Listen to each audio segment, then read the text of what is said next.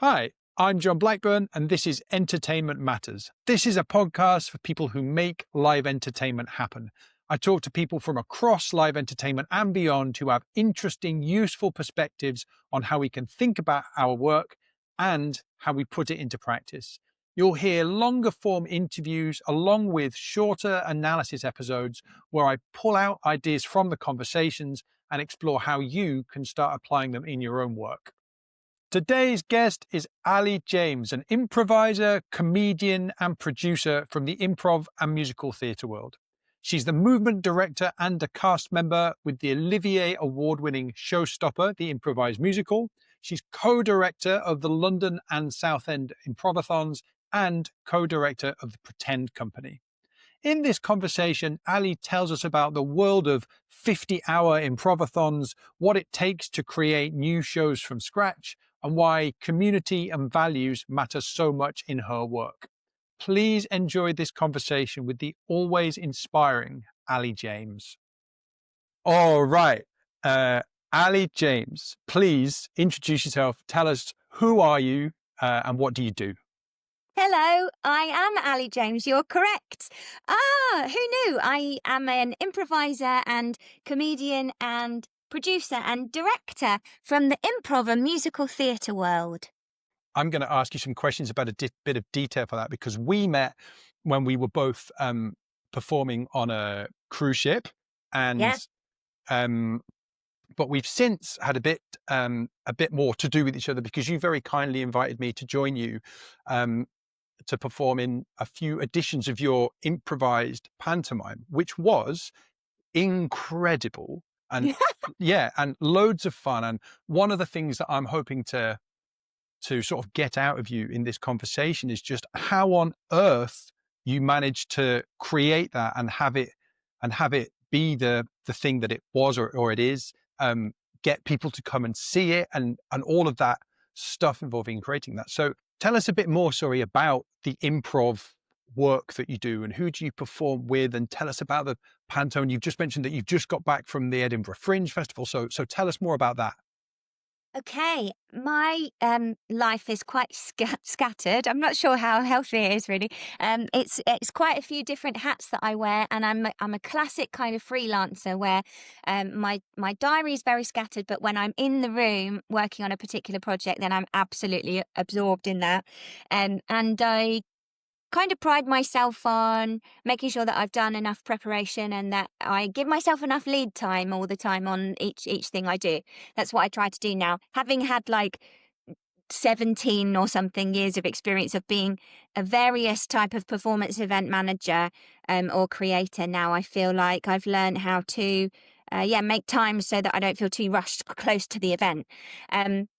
I'm part of Showstopper, the improvised musical, which is an Olivier Award-winning West End 2-act musical. Just happens to be made up on the spot.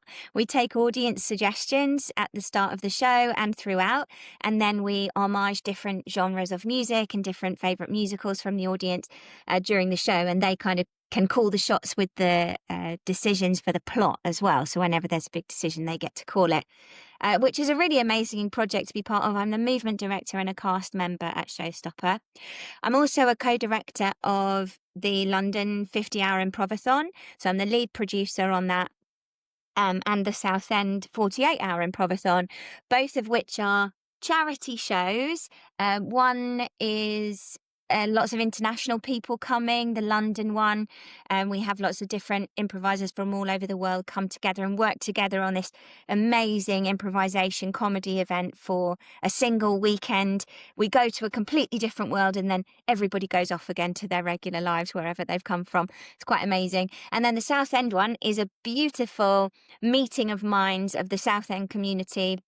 We have a lot of improvisers, stand-up comedians, various different actors, some from TV and film, etc.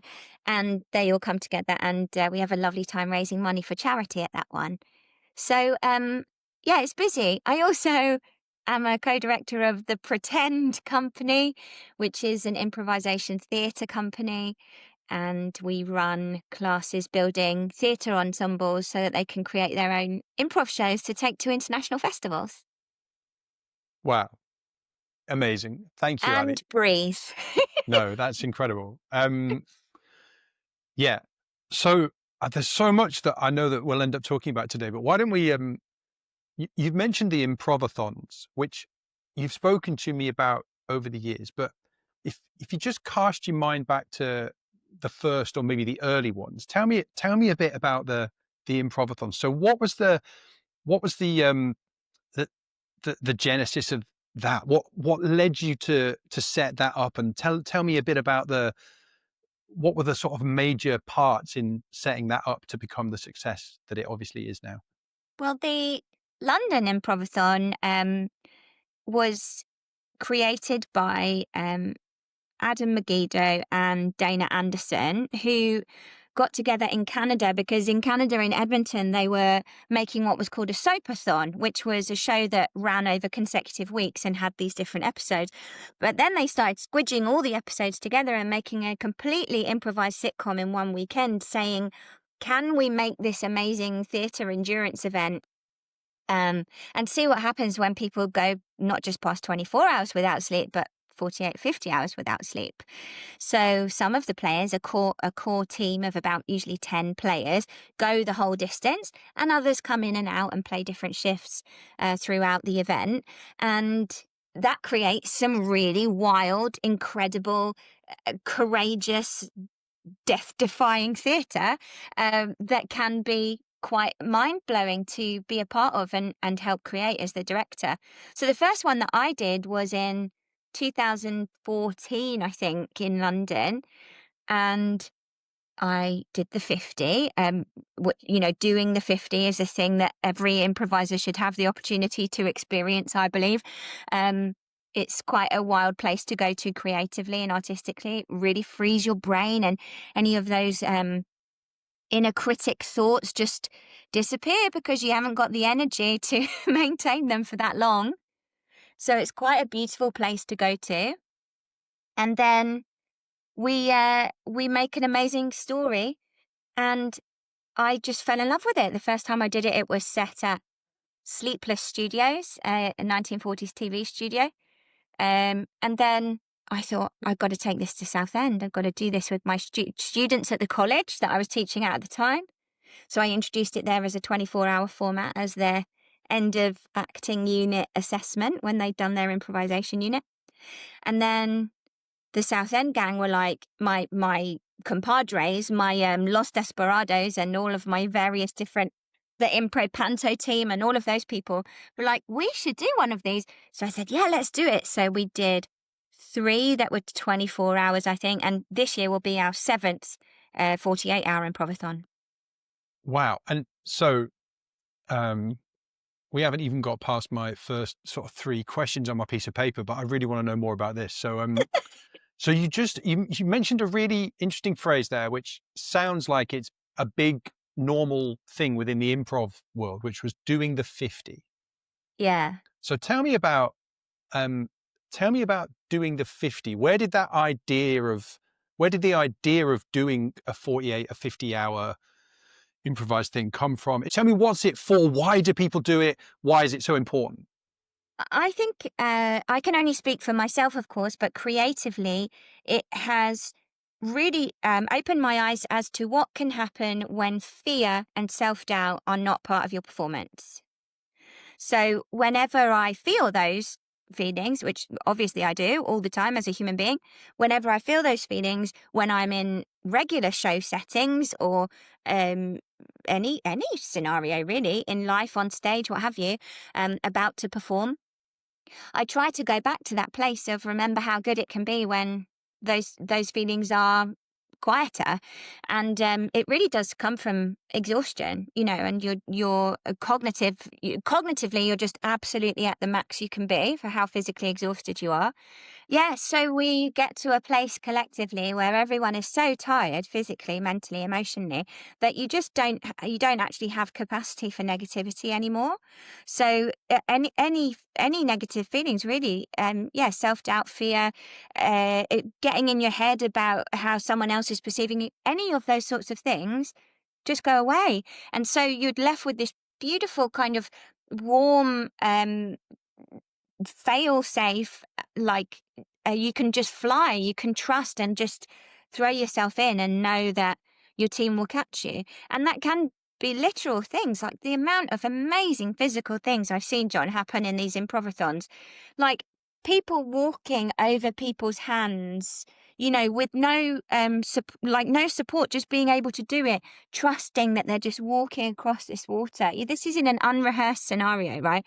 Um, Amazing, like magical scenes full of magical realism, all these things that are being created by this ensemble, because after a while, everyone's fear dies away and you just have collaboration. And it's so beautiful.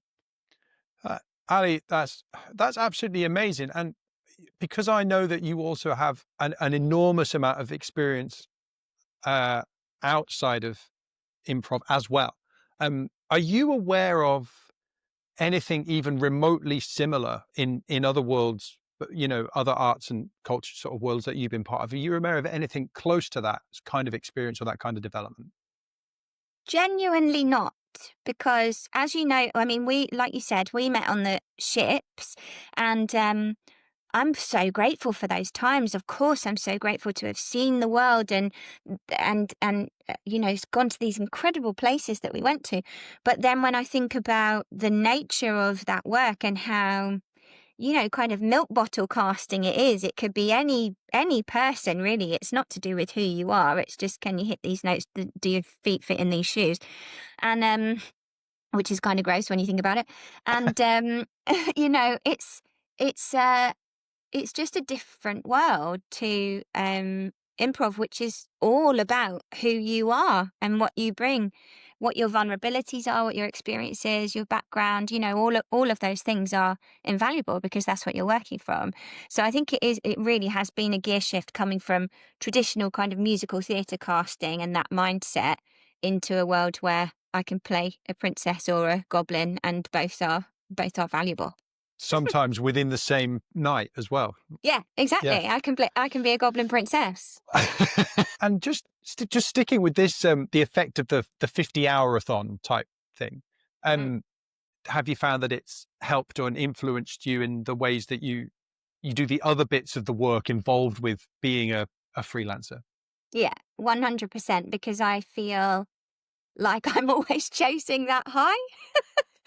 So now I know how wonderful that can feel when things are that clear and uninhibited. I'm always looking for that in my collaborative relationships, and just making this new pretend ensemble, the new theatre company that I've just launched with my good friend Chris Mead.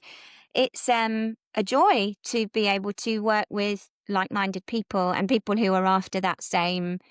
Um, I was going to say rush, but I don't feel like rush is the right word. It feels too aggressive. I feel like it's more clarity. Yeah, I suppose. Amazing. And I suppose I'm also interested in, because I don't know how much work it takes to organize an improvathon, and I don't know how much work it takes um, to run an improv panto over however many years. But I'm imagining it's quite a lot, Ali. So I'm also curious to know whether perhaps some of that energy and some of that confidence has helped with that stuff as well, because it would be one thing, in my previous life playing a lot of jazz, for example, one thing we used to do a lot would be to go over to each other's basements. When I was a student in Leeds, we'd go over to each other's basements, and we'd just play for as long as we could. I don't think I ever got up to 50 hours, but what if I had?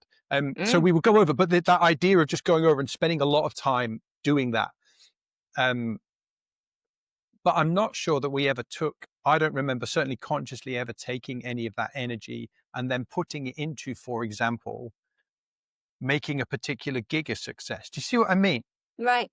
And I see the success that you've had with all of these different things that you've done, and just to the high level that you've managed to get them. And I'm wondering if that 50-hour-a-thon energy has helped with any of that. Yeah, it really has. And I often feel that I find it easier to access flow in performance if I'm exhausted. So if I'm really well rested and go to a showstopper show, I'll often have to be a lot more technical and, bring my training in. Whereas if I'm tired, I just turn up and I'm like, well, all I've got to go on are my instincts tonight. And I often find those are better shows for me. So I think Yeah, there is definitely that crossover just because I feel looser, more receptive, more free, more aware of other people. yeah, great.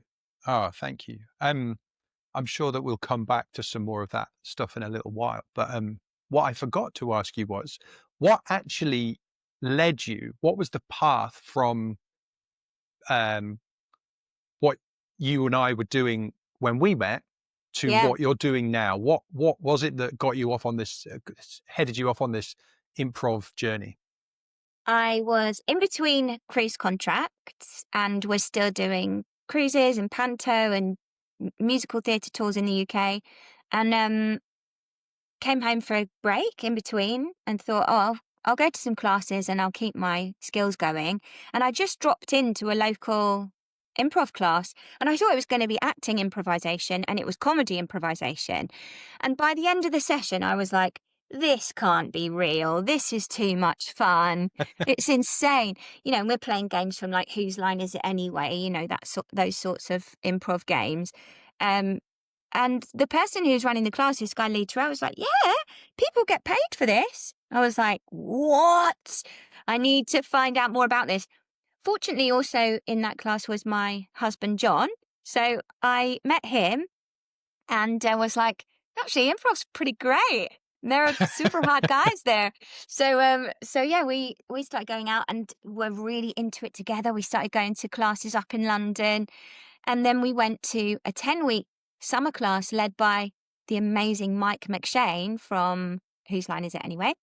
And he has kind of mentored me in a way since then and helped me take some steps towards building it into a career. And now I'm a guest with the Comedy Store Players. So I get to play at the Comedy Store every now and then. And also, yeah, Showstopper and the Improvathons and Pretend. So I'm very replete with these amazing things. And I really feel like improv kind of found me.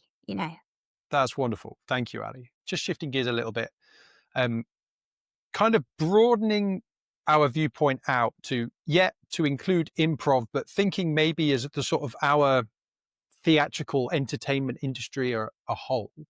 What would you say were the biggest challenges for us in what we're all trying to do today? I think it's the small fish with a good story who's trying to get noticed. I think that's one of the things that always is refreshed in my mind when I go to the Fringe, because some of the pieces that people create are just outstanding, and of course they're just not in quite in the right lane, and so they don't get taken up, and you feel like I wish that those certain barriers weren't there for people, because if the arts could be more inclusive or could be more celebratory of all types of people, then we would have a much richer culture of story, I think. So talk to me a bit more about that. What do you think those barriers are? And you used an interesting phrase, they're not quite in the right lane. So what are the what are these lanes that maybe not everyone's slotting perfectly into? I guess it's who you know, isn't it? How does the small fish get into the boardroom with the shark, as the old metaphor goes? Right. Um, how do you link the small fish up with the stingrays and the pilot fish and put them in the right spheres so that they can be making their best work and they're not always working on a shoestring, you know? And I think it's it's our job as creatives and as theatre makers to try and make some of those pathways happen. And I'm certainly trying to do that with diversifying the projects that I'm involved in, giving lots of different opportunities for not just performers but directors and band leaders and all of those sorts of things to try and um, broaden, I suppose, or maybe deepen, because I guess you're deepening the texture of the community. And yeah, like I say, you're always going to have more interesting stories with more voices. Yeah. Wow. And what would be some examples? I mean, so budget is one, I guess.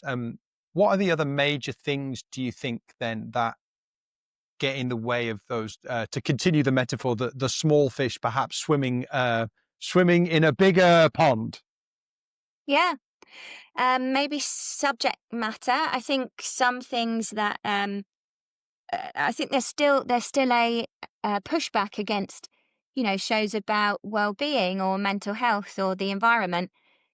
But actually, stories can be told with those underlying messages, um, and they are very very entertaining stories. I don't think that I've seen a few things this year and written some things this year that I feel that they are absolutely doing that, and yet getting people to, it seems, take a punt on them is really tricky to try and get something produced. Oh, and when we say getting, just because a lot of people listening to this will, like you have produced, will be producing work and that kind of thing, but maybe to people that are currently more focused as performers, just to understand, when you say getting people to take a punt on it, what people are we talking about? What are the resources that we need, specifically for those smaller fish?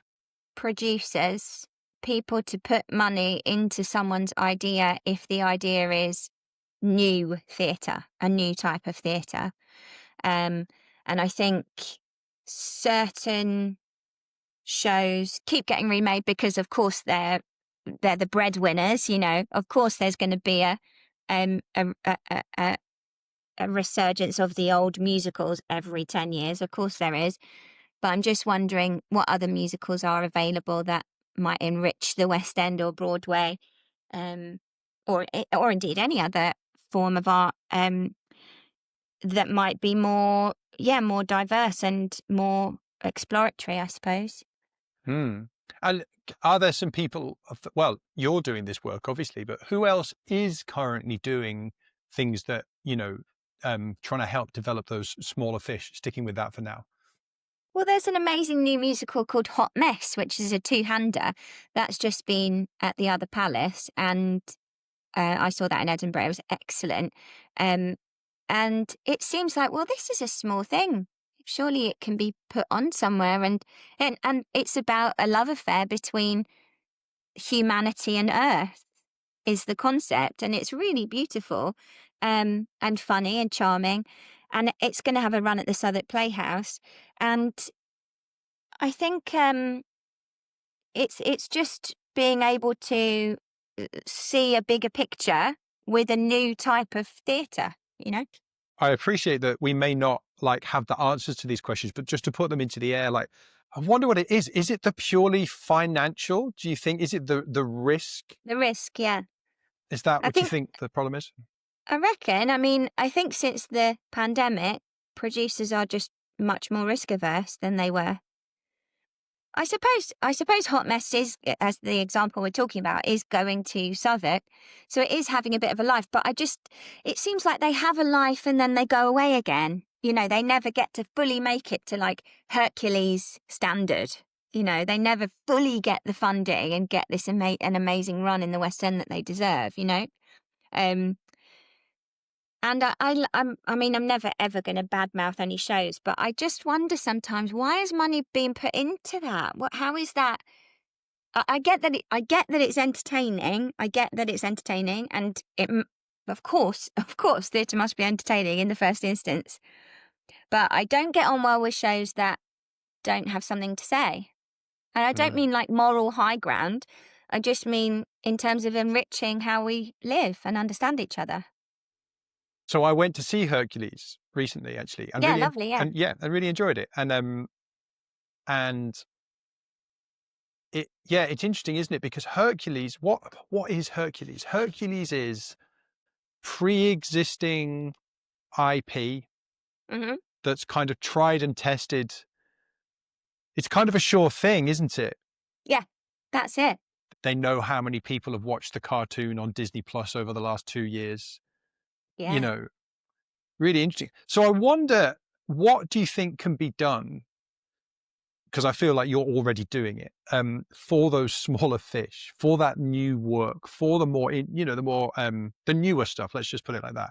What should we all be doing to help those people to get that stuff out there? I guess going to see as much stuff as you can in your local area, looking for new works and shouting about it, raving about it as much as you can.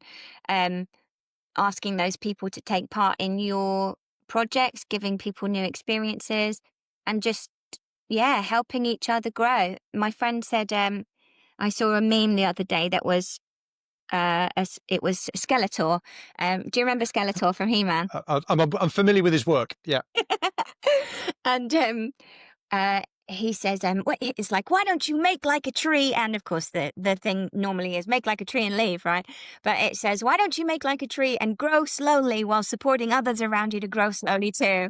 And I just thought that was so perfect. Recently when I was in Edmonton in Canada, this town is just like, yeah, we help each other here.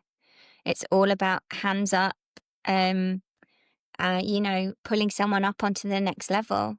Free vouchers for this and that, and we'll do this for you. It just feels a bit more old fashioned, like, oh, you've got a cow. Can I have some milk for this grain? It's like, yeah, just a bit simpler. It's interesting because those 2 or 3 experiences that I got to have working with you in the improv panto, the team sense and sort of community sense was really obvious. The moment I remember walking through the door for the first day of kind of playing around with the format. Well, first day for me, you've been doing it for a long time, obviously, but yeah, it was that's it. It's the value system, isn't it? There's a different value system, isn't there? And obviously yours are very clearly defined because you're consistent. And also, it seems like improv has a different set of values, maybe to commercial musical theatre, which has a different set of values to this and that. And I do wonder if I'm not sure what it's like in improv and in that side of the world, but I'm not aware of a lot of companies on the more commercial, the the more the more commercial end of stuff, spending a lot of time really. They might have some values on their website, but it's not as clear to me that those values are really integrated into what they're doing and how they're doing it. Yeah, yeah, yeah. And the improv world is absolutely built on yes and. It's all about agreeing and adding. So that spirit comes through in the work, of course, but it also comes through hopefully in how we facilitate the work and how we provide opportunities and try and grow the community. Yeah, yeah. I think improv projects are different to regular theatre projects in that sense. Like you say, when you come through the door, you feel this collective exploration. And I think I find that very inspiring. Yeah, absolutely. And I also just think that the values are more in people's minds Yeah, in that work because it's real collective creation. yeah, When you're improvising, you have to be cognizant of what the values are. Otherwise, you couldn't make anything cohesive, yeah, could you? yeah. No, exactly. Yeah, and the belief system, yeah, the culture in the room is that feeling of celebration of your idea. I celebrate your idea, you celebrate mine, and that's how we create the work together, or the comedy or whatever genre we're working in. So yeah, I think you could never separate those two things because, like you say, they're the fundamental building blocks of improv. Thank you, Ali. Uh, in a similar area, you mentioned some of the biggest sort of challenges for getting that kind of work out there today. I'm wondering, what are some of the big myths about, let's say, producing new work, and with a particular improv hat on, but producing new work in generally? What are some of the big myths about that you think might hold people back? Hmm. Um, I don't know. I don't listen to the myths, I think. Uh, I really don't know. What are the big myths that hold people back from making that kind of work? Uh, co- I guess confidence or like connections, maybe. Um, that yeah, that you need to be super connected. I don't really think you do. I think you just need to get a church hall and some mates and be like, let's try this.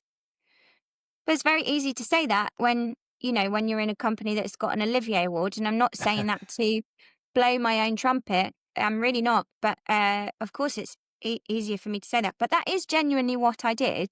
I did just say, can I stay on afterwards at my acting college when I was teaching there? Can I have the room for an extra hour afterwards? And can I get some mates together and practice this panto thing? And then when we had fun in the room, we were like, great, let's do a show run. And then it got bigger and we did weekly show runs. And then we did it last year. We did like 4 shows last year and it was super fun. And it's just a load of adults running around in, feather boas and beaks pretending to be parrots. It's ridiculous, but it brings so much joy. Yeah. Well, I'm going to stick with that because that's a really great thing that you've brought up there. So you started creating that thing by just asking for an extra hour in the room at the college, and getting your friends, your key collaborators over and having fun in the room. And was that the goal at the time, to have fun in the room? Yeah, I think we knew that we wanted to make a little show, but we didn't know. As with all of these things, I think they start as a little show, don't they? Like Showstopper started in 2008 in a porter cabin at the Edinburgh Fringe, and now it plays the Grand to sell out 630 people every day. It's amazing. And they do all just start with like, let's get a rehearsal room and see what we can make together. And I think it's probably a generalization. In my experience, I feel that most improv shows go through iterations where they're super structured and have expectations around them. Everybody gets good at that, and then you need to let that fall away and let it be completely free again. So it's like, you learn to ride the bike, and then once you've got the technique, you can do a human pyramid on it, and that's great. I'm not sure that it always follows exactly in that one step, but I love the idea of that. That's great. The next step. That's the next step. Once Immediately jump to that. That's great. So so what was the next step from getting your friends together in the room, having fun in the room? You mentioned that at some point you decided that you would put on a show.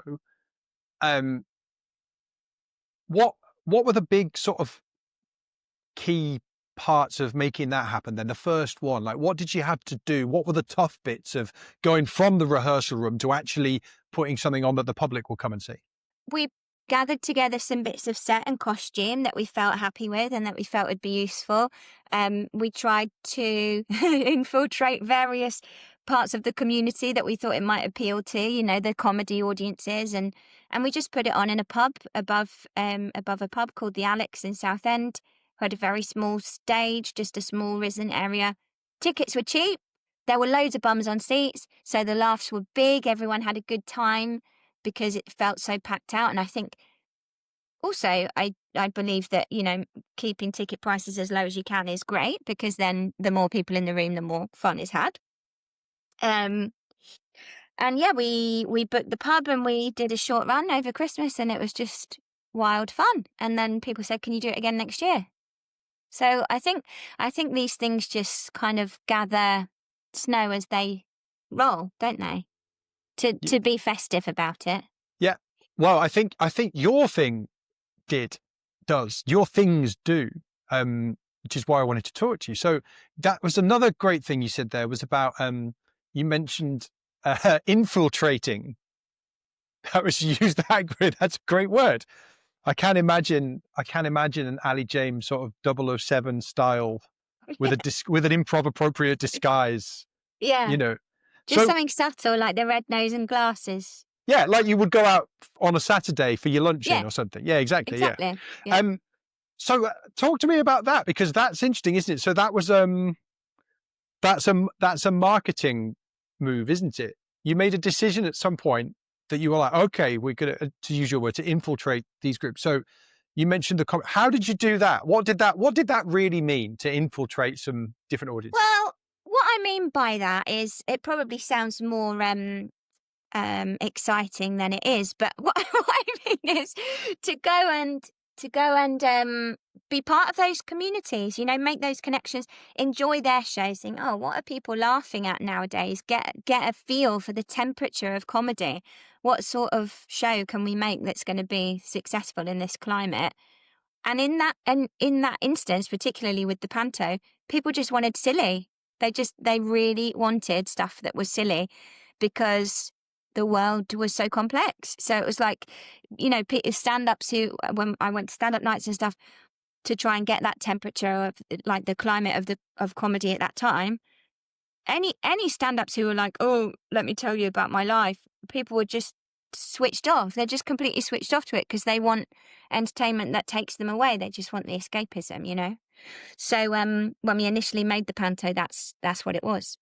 It was just a real knockabout, crazy audience suggestions. We homage them like wild fun. We'll try and make some songs. Sorry, like that was the promise, really. Like basically the whole thing was whatever happens next, the audience have themselves to blame. And quite right. Yeah. So I remember those. I remember coming and doing that for playing drums in that first one, and Yeah, you were brilliant. oh, I loved it, Ali. And I definitely won't have said this to you at the time, but I guess just coming from how I thought about creating entertainment and marketing and that kind of thing, doing something for other people.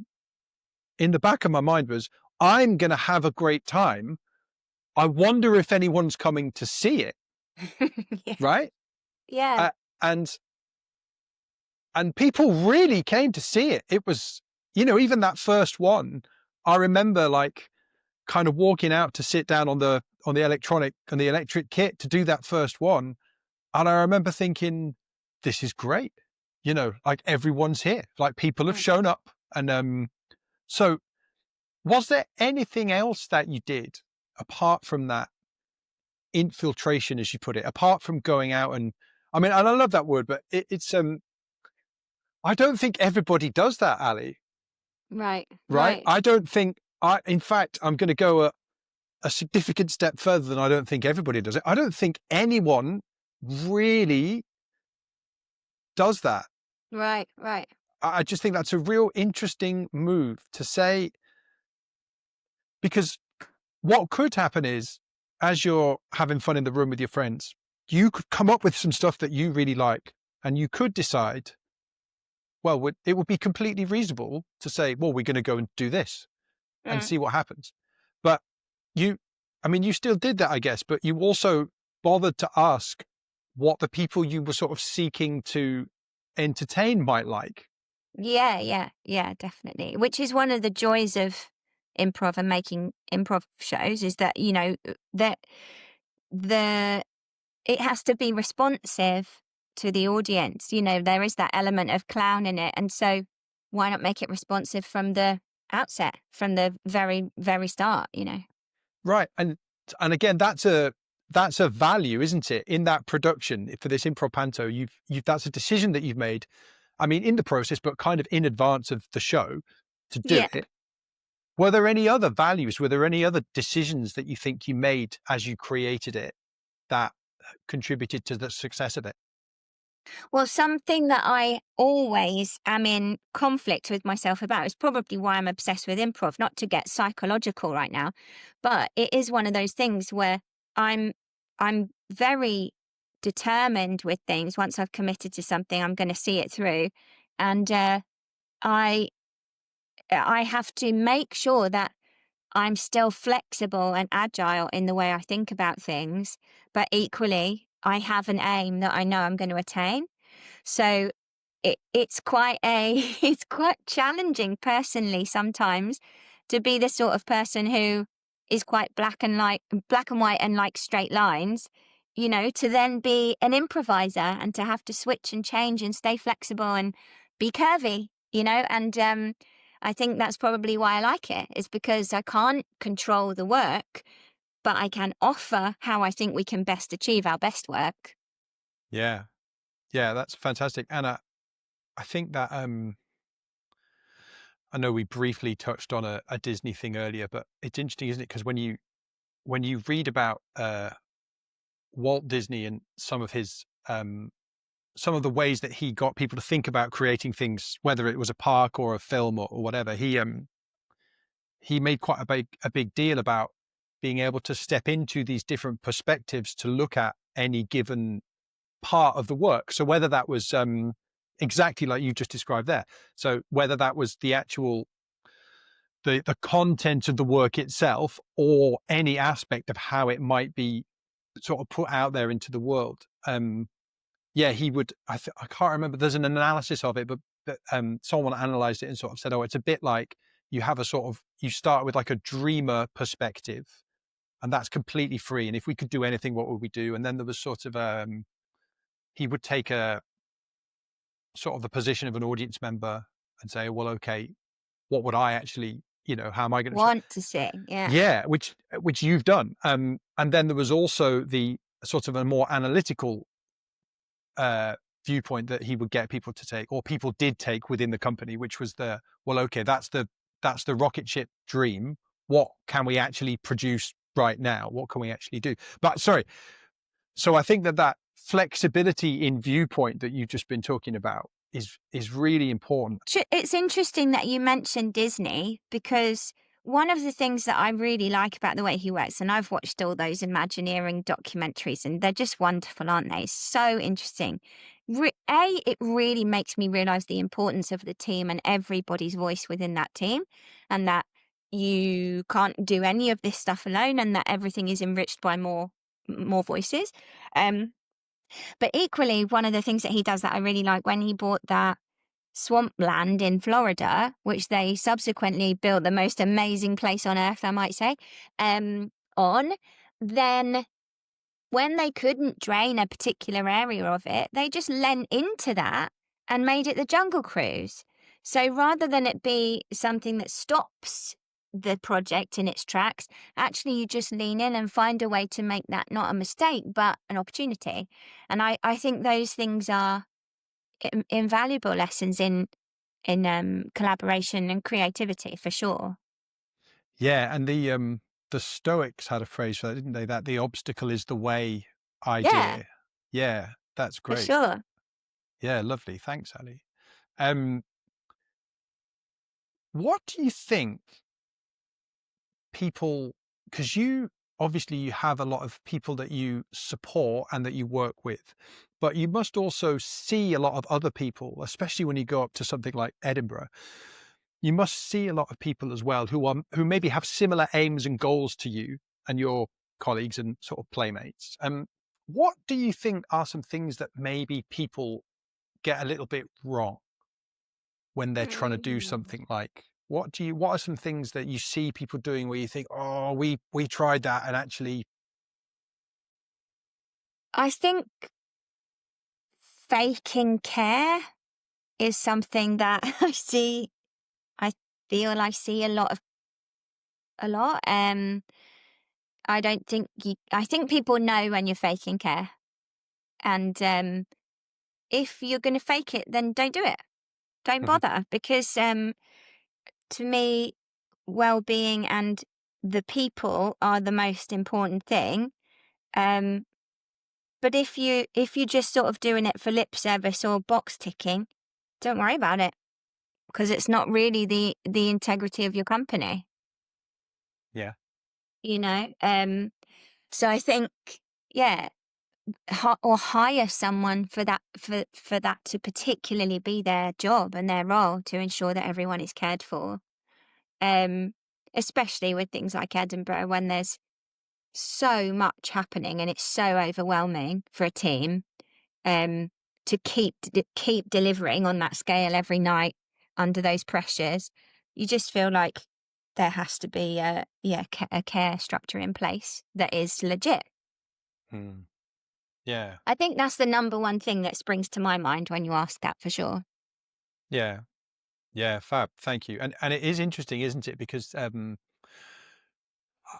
I suppose I've noticed it most post COVID. I don't know about you, but suddenly, um, lip service to those kinds of things started appearing on a lot of producers' websites, didn't they? Yeah. You know, and again, some even posted up their company values, etc.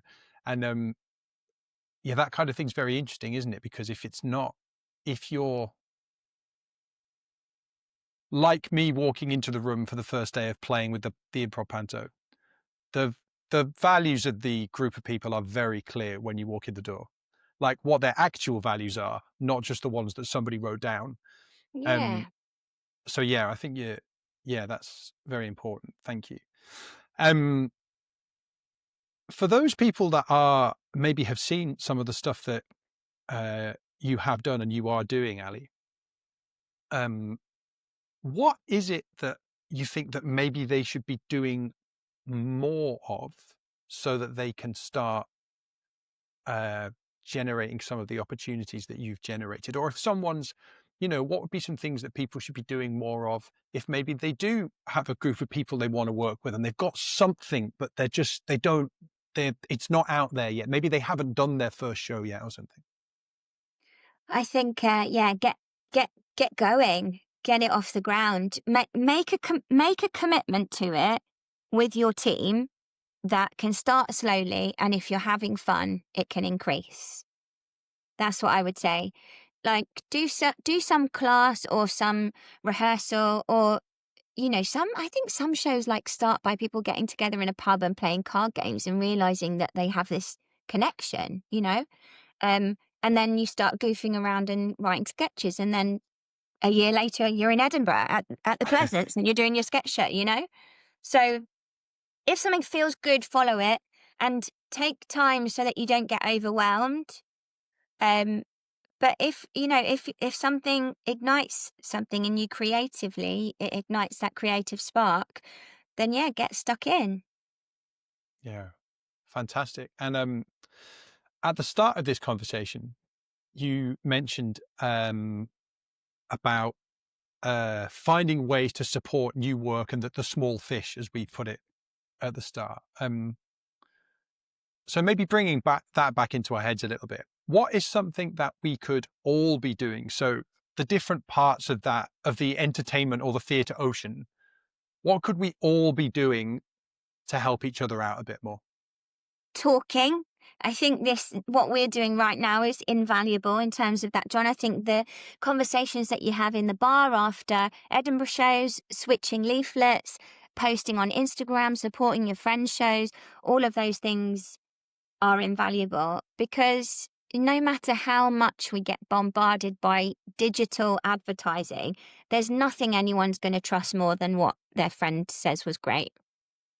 I really believe that. I think word of mouth still is the strongest way to build momentum with shows, with projects.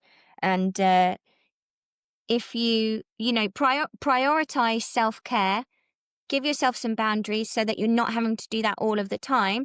But when you're on and you're out and you're networking and you're making stuff happen, you can be really sparky and engaging. And then when you're off, that's your time to recharge. And I think that's what I'm coming to realize as a practitioner. That's what I need to be able to do consistently in order to attain the goals that I have. Yeah. So I think, yeah, talking is great. Yeah, Ali. Great, great, great. Thank you. And again, you might have already discussed some of this, but if you had your magic wand, right, and you could just wave it, and this afternoon, things in the industry, everything could change, right? What would be the biggest couple of changes that you would make happen like that, if you could? I would ask a huge company like Disney or NIMAX to take a punt on a small show just to see what happened.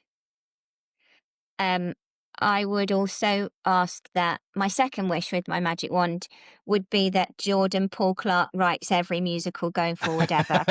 who is my collaborator on many projects, but I think he is the new voice of musical theatre, and I would love to hook you up with him for an interview. Shout out to Jordan Paul Clark. Yeah, that sounds good. Yeah, I'm writing it down right now. That's fab. yeah.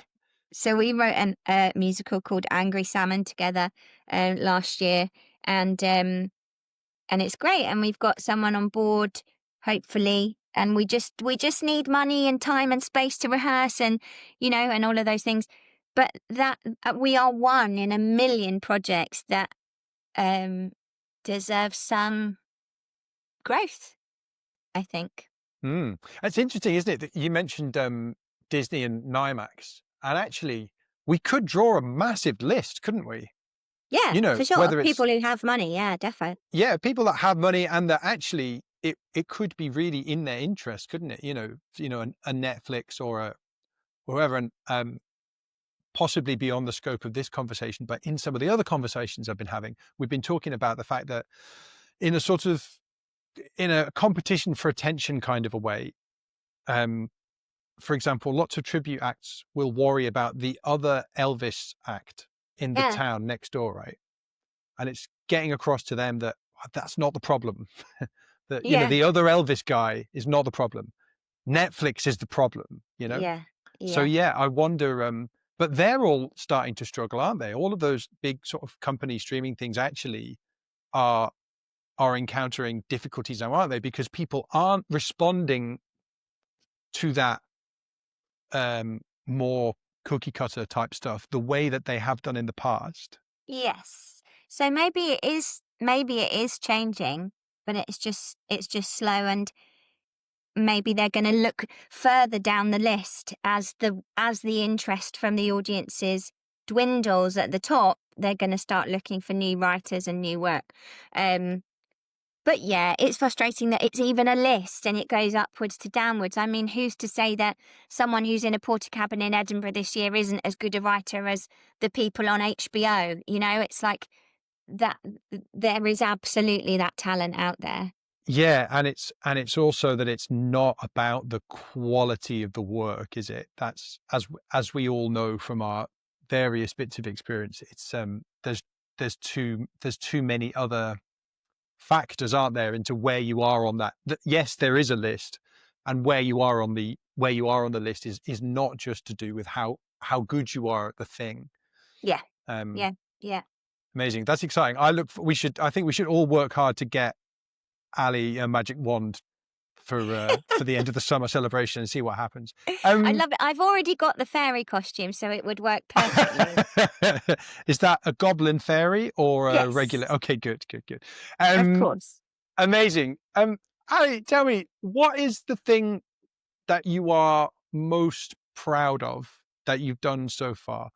I'm asking this fully cognizant of the fact that you are going to continue to go on to do even cooler things. But so far, what's something that you're really proud of? I think probably the Southend 48-hour improvathon, because all of the profits go to charity. And last year we made £5,000. So it's Wow. just, you know, so joyful to receive that last number. Um, and I can really understand why fundraisers make such a big deal of their successes, because it's so motivating for the next year. Um, so I think that show, because it is community based as well, these are people who work towards it. It's like they go to their improv classes or comedy classes, and they really work towards it. So I think hopefully it seems to me to be asked to be part of it is enjoyable for them. And then some of the work that they do in the show and some of the theatre they make is just mind boggling and so hilarious, because they feel so safe in their community. They feel respected and that their voice is valid and all of those things. And I think that's a melting pot I want to be in. I am proud of it. I'm proud of them. Yeah, amazing. And what is your favorite live event that you've attended as an audience member? Um, oh my gosh, I just went to a show in Edinburgh called The Nature of Forgetting, which is a beautiful movement piece about Alzheimer's. And I found it was absolutely profound to me. It was so, so beautiful and so deep and moving and made a lot of sense. Like in terms of watching my grandmother's behaviours and having done the research on the internet about all the rules and regs of Alzheimer's, and this might be happening and that might be happening. But then to watch it presented theatrically, especially for the way I work kinesthetically, to see it put across in through movement and music was really clarifying.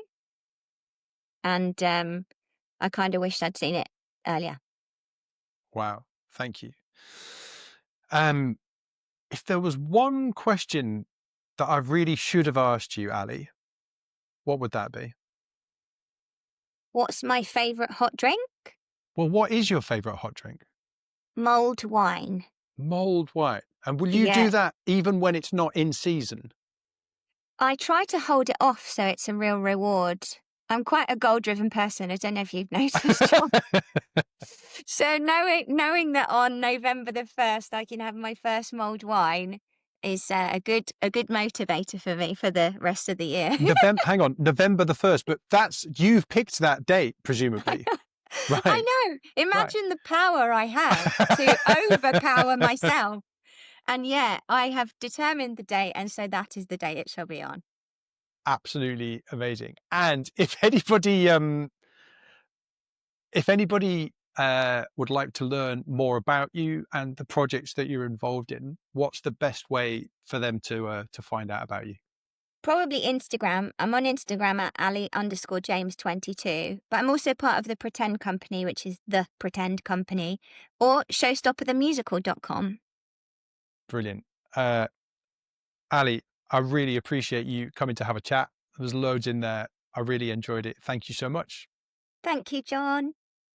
If you enjoyed this episode, here on the Entertainment Matters podcast, you'll find a mixture of longer form interviews and shorter analysis episodes where I talk about how you can start applying the ideas from the interviews in your own work in live entertainment. And if you'd like to be notified when there's a new episode and stay up to date with the podcast, you can sign up for the Entertainment Matters cue sheet at the link in the description. Thanks for listening, and thanks for whatever you do to make live entertainment happen.